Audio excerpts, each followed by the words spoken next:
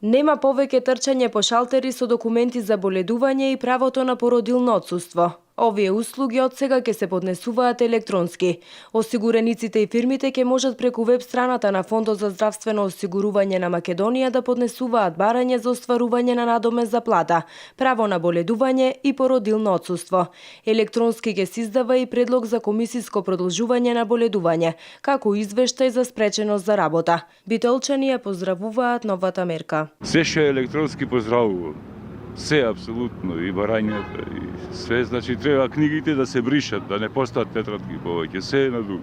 Па сигурно е убав. Светот оди напред, електроника. Мислам дека е убава мерка затоа што нема да мора луѓето да излегуваат од дома и ќе можат од дома да гледаат сите новости што се, и ако сакаат ќе можат да аплицираат. Ја поддржувам, зашто да не. Добро. Одиме напред, значи нешто точно електронски почнува да се поддават. Од Фондот за здравствено осигурување на Македонија вела дека бенефит од оваа електронска услуга ќе имаат осигуреници и матичните лекари, затоа што се исфрла хартијата од употреба за оваа намена. Со овие услуги се затвора кругот на цел процес на електронско работење во делот на боледувањето.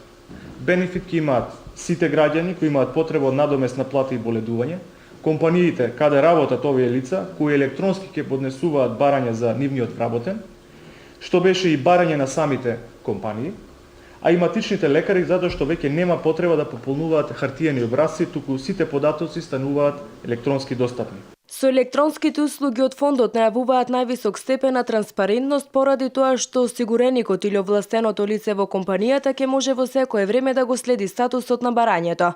Додаваат дека осигуреникот или овластеното лице исто така постојано ќе имаат информација до каде е со решавањето на неговиот предмет.